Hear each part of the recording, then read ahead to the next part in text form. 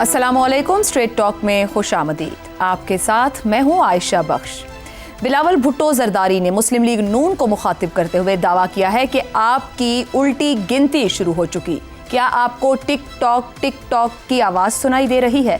बज़ाहिर ये एक सियासी नारा महसूस होता है, लेकिन अगर इस बयान को मुल्क की मजमूई सियासी सूरत हाल, विफाकी हुकूमत, पीपल्स पार्टी के किरदार और चंद रोज़ कबल विफाकी वज़ीर दाखिला मोहसिन नकवी के इस बयान के तनाजुर में देखा जाए कि मौजूदा निज़ाम अपनी अफादियत खो चुका है, तो कई ऐसे सवालात जन्म लेते हैं जिनके जवाब मुस्तकबिल की सियासत का रुख तय कर सकते हैं।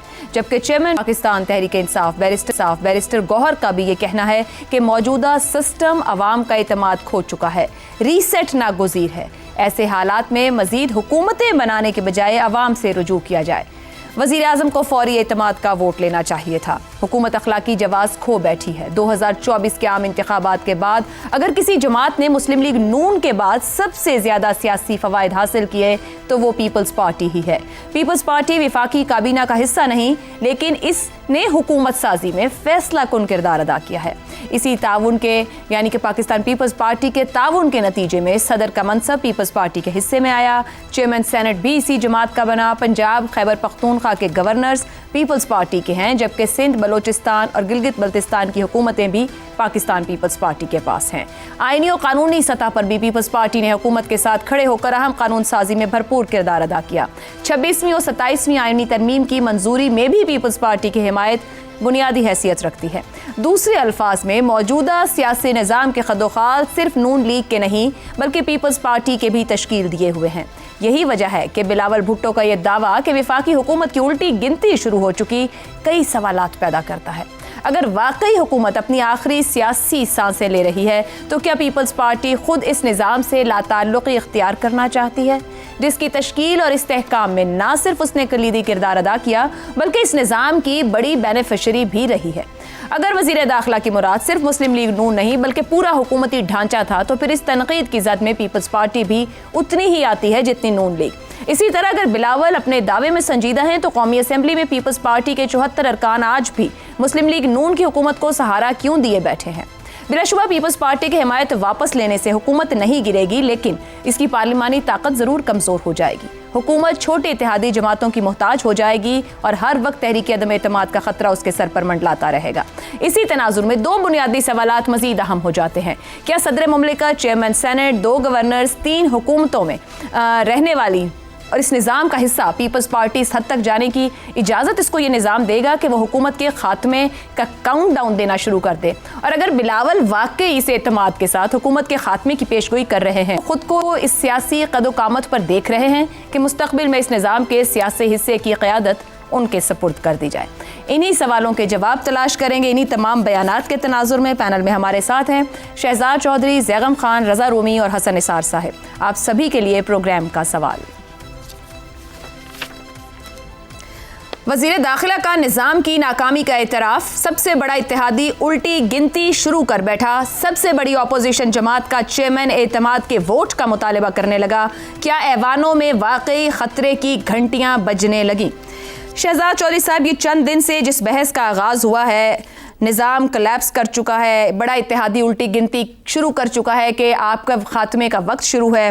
बैरिस्टर गौहर साहब कह रहे हैं एतमाद का वोट लें।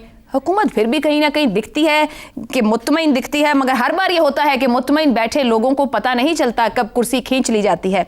मौजूदा सूरत हाल में ये जो बयानात और तज्जिए हो रहे हैं, दुरुस्त सिमत में है? आयशा, इससे जो बड़ा सवाल, आपका सवाल बिल्कुल जायज़ है, मैं ये नहीं कह रहा कि ये सवाल ठीक नहीं है, लेकिन इससे बड़ा जो जायज़ा लेने की ज़रूरत है, क्या कोई ऐसी बड़ी बात हो रही है या ऐसी बड़ा कोई इवेंट हो रहा है या कोई ऐसी चीज़ है जिससे कि नज़रें हटाना मकसूद हो? तो मुझे फ़िलहाल तो कोई ऐसा, अगर आपकी नज़र में है तो ज़रूर फरमाइए, या मेरे साथियों की नज़र में, तो कई दफ़ा ऐसी चीज़ें उस वक्त खेली जाती हैं या कही जाती हैं या बात सामने आती है जबकि किसी बड़ी चीज़ से किसी और बड़ी चीज़ से नज़र हटाने का मकसद हो। अब चूँकि इलेक्शन हो रहे हैं इस वक्त आज़ाद कश्मीर के, उसके बारे में हमें गुफ्तगू नहीं करनी चाहिए, लेकिन बहरहाल ये एक ऐसा इशू है जो मुझे समझ नहीं आ रहा कि ऐसे वक्त में जब बात की जाती है शहजाद साहब, कतई कलामी की इबाजत, एक 28वीं तरमीम की गूंज गुज़िश्ता 6-7 महीनों से जरूर है कि कुछ दरकार है जिसके ऊपर काम होना है। कुछ मामलात पहले भी आए, पीपल्स पार्टी ने भी स्टैंड लिया था, वो चीजें रुकी, कुछ और मामलात भी। मेरा ख्याल आप बहुत दूर की सोच रही हैं, जरा करीब करीब थोड़ा नजर रखें। मैंने इशारा दिया जम्मू कश्मीर के इलेक्शंस का, तो उसकी तरफ देखने की जरूरत है कि वहां पर हो सकता है, I could be totally wrong, but that is one area जिसमें आमतौर पर हुकूमतें ऐसे लवाजमात के साथ आपकी तवाज़ो करते होते हैं। अच्छा, दूसरा बिलावल भुट्टो साहब पे आपने बोला कि टिक टॉक बड़ा इंटरेस्टिंग, आपने इसका इंटरेस्टिंग दिया। वो टिक टॉक ही है वैसे बेसिकली सिलसिला सारा। तो आई थिंक ये कहते हैं ना, वो जो आजकल वो जो शॉर्ट्स टाइप टिकटॉक चल रहा है, या पता नहीं क्या चलता है, सोशल मीडिया टाइप, क्या है या कुछ और नाम है उसका, I am not very reels या सर टिकटॉक ही है, तो फिर रील्स और शॉर्ट्स वगैरह हैं जो चलती हैं छोटे दौरानिए। हाँ भाई, इस किस्म के। Okay so it's very interesting. It's possible that इसकी जो हैसियत है असल में वो टिकटॉक टाइप को जो चीज है उस किस्म की हो सकती है। थर्डली, उल्टी गिनती की जो बात है ना, जो उन्होंने बात की बिलावल भुट्टो साहब ने, बिल्कुल सही है, कर सकते हैं, पता नहीं कर सकते हैं यानी, मैं उसके ऊपर आता हूँ। सेनेट में इनकी जो मेजॉरिटी है वो कितनी है, और दोनों ऐवानों ने मिलकर 2/3 मेजॉरिटी करनी होती है जब किसी की इम्पीचमेंट या इस किस्म के रेजोल्यूशन की डिस्कशन होती है। तो मुझे नहीं लगता कि ये इस किस्म की इनकी गिनती या इन किस्म की मेजॉरिटी है कि वो ये काम कर सकते हैं। बहरहाल सेनेट को मिला लिया जाए तो शायद हो सकती हो, लेकिन put your money where the mouth is. जहां आप बात करते हैं तो फिर पैसा उसी बात पे लगाइए। यह है आपकी लीडरशिप का इम्तिहान सबसे बड़ा। अच्छा, अब आ जाइए कि ये बात होती क्यों है, यानी ये जो नकवी साहब ने बात की, ये क्यों बात हुई है, क्या वजह क्या बनी, क्या वाकई में गवर्नेंस का इतना बड़ा फेलियर है? वाकई में है तो सही, इसमें कोई शक की बात नहीं है, लेकिन या तो हम इसको रिप्लेस करने जा रहे हैं ना, तो रिप्लेस करने का एक तरीका डेमोक्रेटिक है, वो पसंद नहीं है हसन निसार साहब को लफ्ज, लेकिन बहरहाल एक आईनी तरीका उसमें दिया गया कि इलेक्शन नए करवा लो। अच्छा, अब इलेक्शन नए करवा लें तो जैसे इस वक्त चल रहे हैं या जैसे होते रहे हैं वैसे ही होंगे ना, तो जो लोग आए हैं उन्हीं इलेक्शनों के थ्रू आए हैं। तो मुझे नहीं समझ आती कि उसके नताइज कैसे मुख्तलिफ हो सकते हैं। एक तरीका है कि हाँ, वो जो अडियाला में बंदा बैठा हुआ है उसके साथ कोई गुफ्तगू करके बैरिस्टर गौहर के थ्रू, और ये मामला किया जाए कि आप पीपल्स पार्टी के साथ मिलके एक और धड़ा बना लें, क्योंकि हमने इस वक्त भारी बिलावल भुट्टो। मुझे ये बताइए कि शहबाज शरीफ साहब से बेहतर वजीर आजम भी इस निज़ाम को चलाने के काबिल है कोई? मेरी नजर पे कोई ऐसा नहीं है। इसलिए मुझे लगता है कि कोई गवर्नेंस का एक ट्रांसफॉर्मेशनल चेंज, मुझे लगता है कि वो इसका पॉसिबिलिटी नहीं। अच्छा, अब अगर ये नहीं है तो फिर दूसरी बात क्या है? दूसरी बात यह है कि प्रेशर है ये कि जो इम्पीचमेंट के लिए क्या जरूरी होता है, सदर की इम्पीचमेंट के लिए 1/2 या 1/3 लोगों का रजू करना, या 2/3 लोगों का कहना कि जी हमने 2/3 का साथ इम्पीचमेंट होती है ना सदर की, और सदर या प्रेशर डाल करना सदर साहब को कि अब आप उम्र रसीदा हो चुके हैं, देखिए आप हट जाइए, ये वो वगैरह वगैरह। उसमें अब जो एग्रेशन देखते हैं आप उसके जवाब में पाकिस्तान पीपल्स पार्टी का, तो वो आपको नजर आता है। मुझे नहीं पता ये बात है या नहीं, लेकिन ऐसे हमने क्याफे में लाने होते हैं ना हम तजियाकार को, ऐसे ऐसे ही हम तजियाकार बातें सुनकर अभी सुनकर हैरान होनी है ना। तो आप देखिए, मैं इससे भी ज्यादा हैरान होता हूं कि ये सब कुछ मुमकिन है। अब कहां पे किधर का इशारा है, कहां से क्या चीज चलती है, ठीक हो गया। तो ये सब कुछ मुमकिन है, और ऐसा लगता है कि इन्हीं चीजों में से एक चीज होने जा रही है। लेकिन इनके कहते हैं इनके बड़े बहुत से आने, इनको पता होता है कि जब हाइप वहां पे क्रिएट कर दी जाए तो कैसे फिर उसको समेटना कैसे है, कहां पे मामलात को। और नवाज शरीफ साहब ने तो कहा है ना कि अदारों के साथ मामलात को रफा दफा करके बेहतर बनाया जाए। तो इसी से सदर आप जरदारी साहब से बात करेंगे, उनका भी बयान ऐसे ही आ जाएगा। तो मेरा हाल है, ये आपका सवाल जायज है हमारी इंटरेस्टिंग डिस्कशन के लिए, एक एकेडमिक डिस्कशन के लिए, और देखिए क्या क्या उसके शाखसाने खुल सकते हैं। लेकिन क्या ऐसा होगा, देखिए तो आने वाले दिन या नकवी साहब को पता है या हम सब मिलकर उसका कुछ फैसला कर सकते हैं। ठीक हो गया। ज़ैगम साहब, क्या सदर मुमलिकत, चेयरमैन सेनेट, 2 गवर्नरशिप, 3 हुकूमतें रखने वाली पीपल्स पार्टी वाकई इस निज़ाम से लाताल्लुक़ी इख्तियार कर सकती है? क्या बिलावल भुट्टो इस पोजीशन में है कि वो समझ रहे हैं कि मौजूदा निज़ाम या फिर इस्टेब्लिशमेंट कहूँ और हुकूमत के दरमियान कोई दरार मौजूद है? बिलावल भुट्टो इस निज़ाम की तश्कील का हिस्सा है जिसे सियासी हुकूमत कहा जाए, साथ बैठे हैं, क्या कन्वे करना चाह रहे हैं? कुछ बड़ा हासिल करने की कोशिश है, इससे बड़ा क्या? ये जो 20वीं सदी की जमातें हैं, इसमें एक की तो टन टन हो चुकी है और दूसरी की टिक टिक टिक टिक चल रही है। तो टन टन वालों को आवाज़ नहीं आई थी तो टिक टिक वालों को कैसे आएगी? कबायलियत का एक बुनियादी असूल है आयशा, और वो असूल ये है कि जब कबीले को बाहर से ख़तरा होता है तो पूरा कबीला इकट्ठे होता है, मुत्तहिद होता है, जैसे आपको कुछ अर्सा पहले तक नज़र आ रहा था। और जब कबीले को बाहर से ख़तरा नहीं होता तो वो वक्त होता है कबीले के अंदर धींगा मुश्ती का। और उस वक्त जो सबसे ज़्यादा लड़ाई चल रही होती है वो चचा भतीजे में और कज़नों में चल रही होती है। ऐसा ही। तो इस वक्त ये जो कुछ हो रहा है ये इस बात का इजहार है कि कबीले को बाहर से ख़तरा महसूस नहीं हो रहा, क्योंकि उनका ख्याल है कि जो बाहर वाला मुखालिफ कबीला है वो सारा इनकलाब लेने निकला हुआ है और वो जल्दी वापस पहुंचने वाला नहीं है, उधर ही कहीं खो जाएगा। और वो महसूस कर रहे हैं कि हाइब्रिड सिस्टम की छतर छाया में उनको कोई ख़तरा नहीं है। अब जो झगड़ा हो रहा है ये झगड़ा है अपने अपने हिस्से का, ये झगड़ा है 2.5 साल बाद का कि अगला वज़ीर आज़म कौन होगा, अगला तख्त नशीन कौन होगा। ये झगड़ा है शहजादों का। आपको पता है इन जमातों में इस वक्त मौरूसी इंतकाले इक़्तिदार चल रहा है, तो किस शहजादे के पास पाकिस्तान का तख्त होगा उस बात की लड़ाई चल रही है। और अगले इलेक्शन से पहले इस वक्त आखिरी इलेक्शन चल रहे हैं, ये जहन में रखिए। ये वो अहम तरीन इलेक्शन है गिलगित बल्तिस्तान के और कश्मीर के, जिससे अगला जो मार्क है, अगला जो पॉइंट है वो है पाकिस्तान का जनरल इलेक्शन। तो इस वक्त जो तासुर कायम होगा वो अगले इलेक्शन पे बहुत असर डालेगा, क्योंकि कश्मीर तो पाकिस्तान में कश्मीर की एक एक चीज़ डिस्कस होती है और कश्मीर का इलेक्शन तो बहुत ही डिस्कस होता है। तो इसमें मौका मिला है बिलावल साहब को, और वो कोशिश कर रहे हैं कि जो अब्बा जान की शतरंज वाली सियासत है जिसने कबाड़ा किया है पार्टी का, उसकी बजाय पीपल्स पार्टी की पुरानी अवामी सियासत को वापस लाएं। और जो अवामी सियासत होती है वो इसी तरह की होती है, उसमें झगड़ा फसाद होता है, उसमें नारे लगाने पड़ते हैं, उसमें कोई सच्चा झूठा मुखालिफ बनाना पड़ता है, उस मुखालिफ पर चिखला चलाना पड़ता है, आपको बड़ा पहलवान बन के सामने आना पड़ता है, तो आपको बड़कें ना मारनी पड़ती हैं। तो इस वक्त पीटीआई के ख़िलाफ़ नारे मारने का तो कोई फ़ायदा ही नहीं है, जो इस वक्त मैदान में ही नहीं है। तो बिलावल साहब अपनी पोजीशन उसको इस्टेब्लिश करने की कोशिश कर रहे हैं। ये तो हो रहा है एक तरफ। अब दूसरी तरफ क्या हो रहा है, अब हाइब्रिड सिस्टम का दूसरा हिस्सा इनको समझा रहा है कि इतना हल्का मत लो, इतना फॉर ग्रांटेड मत लो, हमारी मोहब्बत को, हमारे ताउन को इतना आप ना लो कि आपको कोई ख़तरा ही महसूस ना हो। अपनी गवर्नेंस को ठीक करो। अवाम फिर आखिर को अवाम होते हैं, नौजवान फिर नौजवान होते हैं।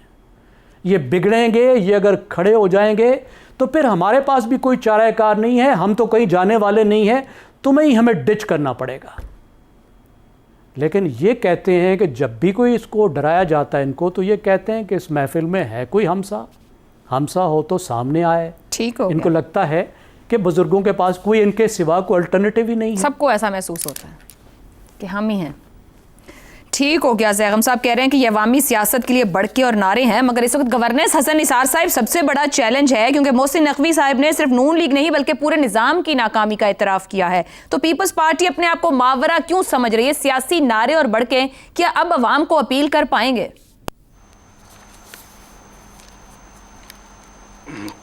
देखो ये सारी सोच ही, सारी अप्रोच ही बहुत फनी है, रिडिकुलस है। बंदा पूछे निज़ाम तो सिरे से है ही कोई नहीं, तो उसकी कामयाबी नाकामी ढह गया खड़ा है, डजंट मेक एनी सेंस। एक पुराना शेर मेरा सुनो जो बेनज़ीर भुट्टो का बहुत फेवरेट था, और उनकी किताब है फेवरेट तकरीरों की मजमुआ, वो मेरा ख्याल महमूद शाम से उन्होंने कंपाइल करवाया था, उसमें भी शामिल है। एतज़ाद हसन साहब का भी वो बहुत ही फेवरेट शेर है शहरे आसेब में आंखें ही नहीं हैं काफ़ी, उल्टा लटकोगे तो फिर सीधा दिखाई देगा। ये इशारा था कि ज़ियाउल हक जुनेजो का बॉस भी था बतौर सदर, उसी का सबॉर्डिनेट भी था बतौर वज़ीर आज़म। So it's a very funny. यहाँ बैठ जाते हैं निज़ाम, केना निज़ाम ढंग का कोई बात है? भुट्टो ने दलाई कैंप 64 साल 60 साल हो गए हैं, रोटी कपड़ा मकान लगे हुए हैं, बोले जा रहे हैं। कौन सा निज़ाम है? कख भी नहीं है।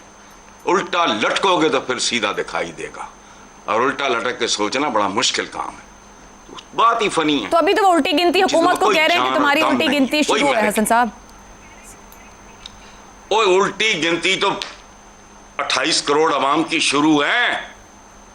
खुदकुशियां हो रही हैं, बच्चे बापों को मार रहे हैं, यहाँ तक नौबत आ गई है। पता नहीं है आप लोग, मैं तो सारे अखबार देखता हूँ, पुराना मेरा रोग है ये। तो ऐसी ऐसी खबर जो आज से 10-15 साल पहले नहीं थी, हालांकि तब भी नहुसती थी, लेकिन ऐसी खबरें नहीं थी। बेटे ने मां मार दी, बेटे ने बाप मार दिया, चूंकि बाप ने कहा यार ऐसी ना चला।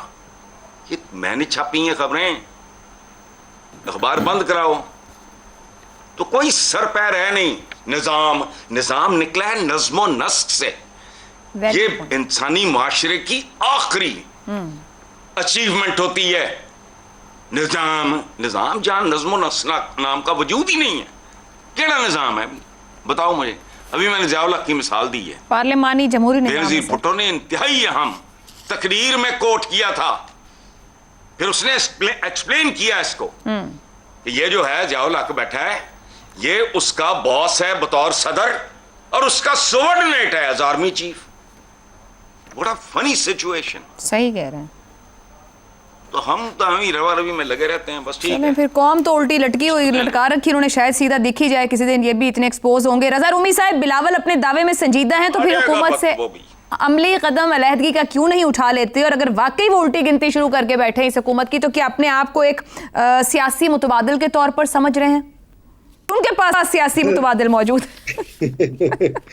आशा, देखें, पहली तो ये बात है कि जहाँ तक बिलावल की शिकायत और जो उल्टी गिनती शुरू करने की धमकी का ताल्लुक है, तो मुझे तो ये समझ नहीं आती कि वो क्यों इस तरह की बातें कर रहे हैं, क्योंकि वो इस सिस्टम, इस हुकूमत का, उनकी पार्टी एक हिस्सा है, बल्कि पिलर है। ये जो हाइब्रिड निज़ाम इस वक्त मुल्क में राइज है, और पाकिस्तान पीपल्स पार्टी उसका एक सतून है। सदारत देख लीजिए, चेयरमैन सेनेट का जो बहुत अहम इदारा है वो देख लीजिए, बलूचिस्तान और जीबी की हुकूमतें देख लीजिए।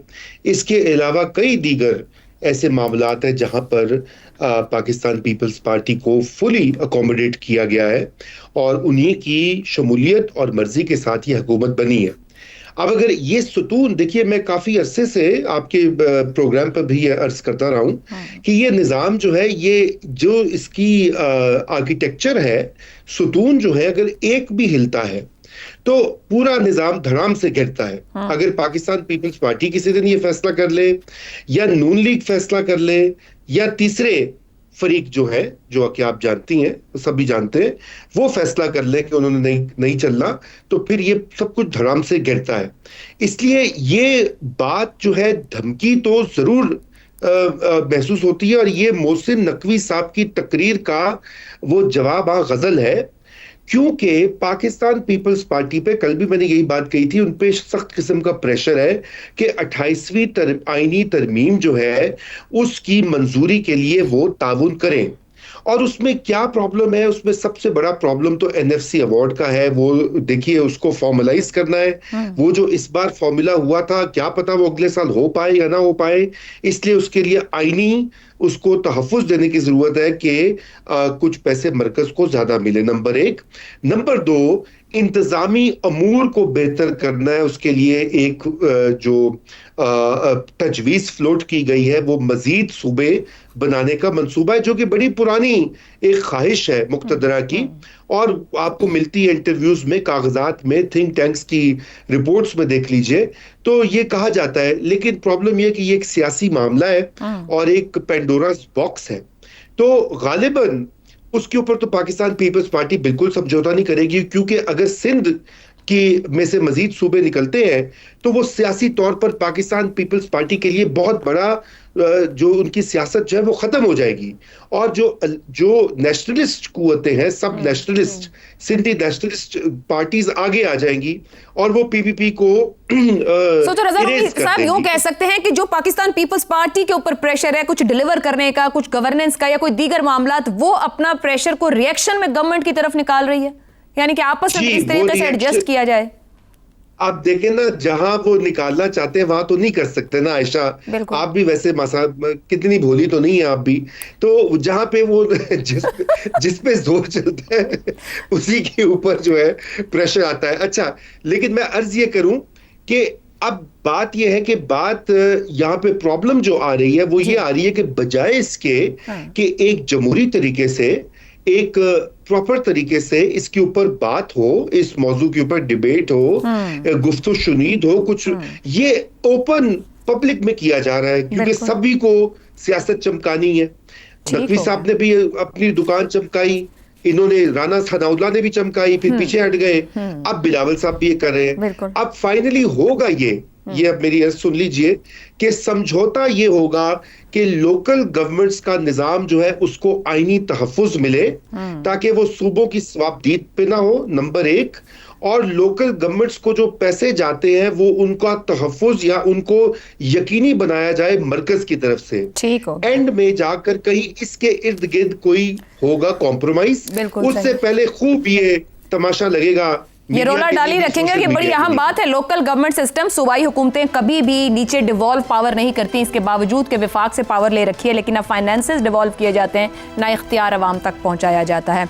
एक ब्रेक लेंगे, ब्रेक से वापस आएंगे तो हम बात करेंगे शुगर माफिया के ऊपर। ये वो निज़ाम है जिसमें साल में 2 बार ज़रूर सवाल उठता है कि चीनी ज़्यादा हो गई तो बरामद कर दो, अब यहाँ पे शॉर्टेज शुरू हो गई है तो दरामद कर लो। ये प्लान्ड सिस्टम गंदुम चीनी में हमें तसलसल से गुज़श्ता कई सालों से दिखाई दे रहा है, और यही वो गवर्नेंस है जहां हुकूमतों को कहीं ना कहीं अपना किरदार अदा करना है, मगर कर क्यों नहीं पाती। इस ब्रेक के बाद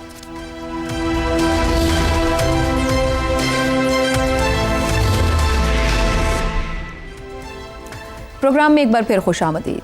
पाकिस्तान शुगर मिल्स एसोसिएशन की जानिब से 5,85,000 टन चीनी बरामद करने की दरख्वास्त इस दावे के साथ सामने आई है कि 15 जुलाई 2026 तक मुल्क में 34 लाख मैट्रिक टन चीनी मौजूद है, जबकि माहाना खपत तकरीबन 5,70,000 टन है। बज़ाहिर ये आदादोशुमार सरप्लस की निशानदही करते हैं, मगर सवाल यह है कि क्या ये वाकई सरप्लस है या एक बार फिर वही पुराना बयानिया दोहराया जा रहा है। ये पहला मौका नहीं। माली साल 2024 में पाकिस्तान ने 67 शुगर मिल्स के जरिए 7,49,000 टन चीनी बरामद की, जिससे तकरीबन 112 अरब रुपए हासिल हुए। लेकिन दिसंबर 2025 में सूरत हाल ये थी कि क्रशिंग सीजन के दौरान पाकिस्तान को 3 लाख टन से ज्यादा चीनी दरामद करना पड़ी, जिस पर 49 अरब रुपए खर्च हुए। गुज़िश्ता बरसों में एक वाज़ेह पैटर्न सामने आ रहा है, पहले सरप्लस का बयानिया, फिर बरामद, उसके बाद मसनूई क़िल्लत और आखिर में महंगी दरामद। इस पूरे अमल का बोझ अवाम उठाते हैं, जबकि फ़ायदा सिर्फ अशराफिया को पहुँचता है। पार्लिमानी तहकीकात भी इस बात की निशानदही कर चुकी हैं कि इजाफी स्टॉक दिखाकर बरामद की इजाज़त ली जाती है, बाद-अज़ां पैदावार में कमी का बयानिया सामने आता है। असल मसला सिर्फ चीनी का नहीं बल्कि गवर्नेंस और शफाफियत का है। अगर हुकूमत के पास दुरुस्त और काबिल एतमाद डेटा मौजूद है तो बहरान जन्म ही क्यों लेता है, और अगर नहीं तो फैसले आखिर किस बुनियाद पर किए जाते हैं। गंदुम के मामले में भी इसी नौयत के तजादात सामने आए, जहां वाफर पैदावार के दावों के बावजूद अचानक दरामद की इजाज़त दे दी गई। ये मुमासलत इस बात का इशारा है कि मसला किसी एक जिन्स का नहीं बल्कि पूरे निज़ाम की खराबी का है। ऐसे में अहम सवाल यह है कि क्यों चीनी और गंदुम की बरामद और दरामद का मामला एक मुनाफा बख्श कारोबारी मॉडल बन चुका है। क्या चीनी और गंदुम का किल्लत का मसला है, यह एक ऐसा प्लान्ड साइकिल है जिसमें नफ़ा पहले से तय होता है और नुकसान सिर्फ आवाम के हिस्से में आता है? और सबसे अहम सवाल कि क्या इस सब में रियासत वाकई बेबस है या फिर ये खामोशी खुद एक मफाद है? इसी पर पैनल के सामने सवाल रखेंगे। 5,85,000 टन चीनी बरामद करने की इजाज़त दी जाए। शुगर मिल्स एसोसिएशन, पहले बरामद, मसनूई क़िल्लत और फिर महंगी दरामद। हर साल का पैटर्न, ऐवानों में मौजूद चीनी माफिया रियासत के कंट्रोल से बाहर क्यों? ज़ैगम साहब, ये क्या एक सिस्टम बना लिया है माफिया ने? चीनी माफिया से हम गंदुम माफिया पे आ गए। जो बुनियादी ज़रूरियात हैं, क्यों रियासत, हुकूमत, ये कहीं भी सूबे हैं, ये विफाक है, क्यों नहीं ये मुकम्मल तौर पर इसको संभाल पा रहे हैं? आयशा, चीनी पाकिस्तान की सियासत को चलाती है, चीनी पाकिस्तान की जमहूरियत को चलाती है। हमें चीनी की खातिर किसी कुर्बानी से दरेग नहीं करना चाहिए, और जो चीनी को माफिया कहे उसको NCCAI के सामने पेश करना चाहिए। Very good. मसला उस 6 लाख टन चीनी का नहीं है जिसको एक्सपोर्ट करना है, मसला उस 30 लाख टन चीनी का जिसको एक्सपोर्ट नहीं करना है। उस 30 लाख टन चीनी की कीमत है 500 अरब रुपए। उस 30 लाख टन चीनी की कीमत में अगर सिर्फ 10% इजाफा होगा तो माल बनेगा 50 अरब रुपए। 20% इजाफा हो गया तो माल बनेगा 100 अरब रुपए।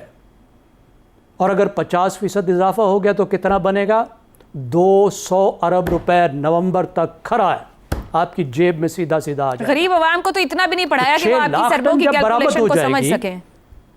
जी देखिए, जब 6 अरब रुपए की जब आप ये 6 लाख टन एक्सपोर्ट कर देंगे तो नवंबर तक क्रशिंग सीजन तक सिर्फ 1 महीने की चीनी बचेगी। यानी चंद बोरियां इधर से उधर करें, थोड़ी सी ज़ख़ीरा अंदोज़ी करें और जितनी चाहें कीमत बढ़ा लें। असल खेल ये है कि तमाम कमोडिटीज़ सप्लाई एंड डिमांड का खेल होता है। जब आप सप्लाई को कम करते हैं तो कीमतें चढ़ जाती हैं और सप्लाई बढ़ाते हैं तो कीमतें गिर जाती हैं। तो अगले क्रशिंग सीजन से पहले पहले आपने डिमांड के मुकाबले में सप्लाई को कम करना है। उसके लिए 6 लाख को आपने भेजना है। ये खेल है जो चल रहा है। सर, रियासत इतनी गवर्नेंस की बात कर रही है, बहरान हो गया, निजाम नाकाम हो गया, तो यही तो सही करना है। अगर 10 साल से हम, मुझे भी याद पड़ रहा है, मैं देख रही थी, मैंने टीम से मांगा, हमने 22 दिसंबर 25 पे शो किया था, चीनी का बहरान है, चीनी इंपोर्ट करनी है। सर, ये हुकूमतें भी तो देख रही है, रियासत भी देख रही है। भाई ये कर दिया तो जमहूरियत को कौन चलाएगा यार? जमहूरियत के पैसे किधर से आएंगे? आप मुझे ये बताएं, आप पार्टियां कैसे चलाएंगे? सियासत मुल्क में कैसे चलेगी? इस मुल्क का क्या बनेगा? आप बर्बाद करना चाहती हैं इस मुल्क को। कम से कम एक सेक्टर को तो पार्टियां चला लें, फिर अवाम हुकूमत को छोड़ दें, रियासत को भी छोड़ें। जो इतना काम कर रहे हैं, तो अवाम मतलब अवाम क्या बेचते हैं? आप मुझे बताएं। अवाम को कौन पढ़ाना चाहता है? अवाम को कौन सेहत देना चाहता है? ठीक हो गया ज़ैगम साहब, मतलब हल नहीं है, रियासत के पास हल नहीं है इन माफियाज का। अवाम की खातिर ये तो पैटर्न रेप्लिकेट हो रहे हैं। रेज़ा रूमी साहब, गंदुम की दरामद भी शोगियर माफिया से मुवासलत रख रही है। रिपोर्ट्स यही बता रही हैं कि चीनी दरामद करने से पहले जो स्टॉक था उसकी भी गलत रिपोर्ट दी गई। यही सूरत हाल गंदुम में नजर आती है। हुकूमती अमल दखल के बगैर क्या ये मुमकिन है कि इस तरह की गलत रिपोर्ट्स बने, उन्हीं रिपोर्ट्स के ऊपर बुनियादी फैसले हो जाएं? क्या ये मुमकिन होता है निज़ाम में? देखिए, बिल्कुल मुमकिन होता है। तो ये सब धंधा लगा हुआ है ना। और पहली तो ये बात है कि ये सारा कुछ, जैसे आपने अपने इब्तदाई में भी कहा, मसनूई किल्लत जो है वो पैदा की जाती है, इंजीनियर की जाती है, ताकि ये वाला जो बरामदात और दरामदात का धंधा है, जिसमें कि दोनों तरफ से फायदा है, वो चंद एक लोगों को उससे फायदा हो। और ये मुट्ठी भर लोग हैं, ये वही लोग हैं जो सियासत में बड़े तगड़े हैं और जो कि अशराफिया कहलाते हैं और जिनके हाथ में पॉलिसी भी है, फैसला साजी भी है, और वो खुद ही अपने आप को और अपने खानदानों को और अपनी सियासी पार्टियों को फायदा पहुंचाते हैं। ज़ैगम खान साहब अभी कह रहे थे कि जमहूरियत कैसे चलेगी। मुझे नहीं मालूम कि कितना पैसा इसमें से पार्टी फंड में जाता होगा। ज्यादातर तो खानदानों की जेब में बच्चे और बेटे और बेटियां और दामाद और उन्हीं के पास जाता है पैसा, और ये फैमिलीज एनरिच होती हैं इसी मैनिपुलेशन से। ये पाकिस्तान में इस वक्त सबसे बड़ा एक बन चुका है, मिसाल बन चुकी है करप्शन की, दिन दहाड़े।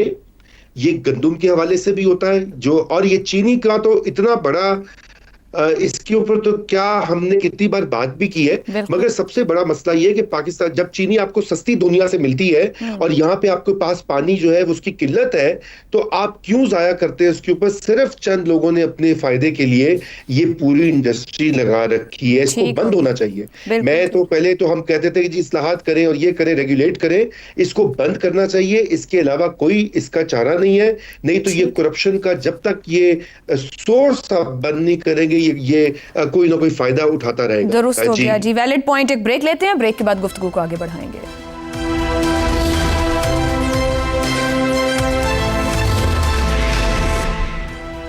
प्रोग्राम के आखिरी हिस्से में एक बार फिर खुशामदीद। हसन साहब, ये तो फिर साबित हुआ कि ऐवानों में चीनी माफिया खुद बैठा है, रियासत तो फिर कंट्रोल नहीं कर सकती।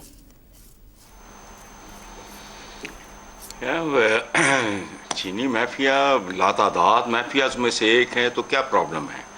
और हम विरोध करते हैं, बड़ा मैं भी करता हूँ करप्शन का।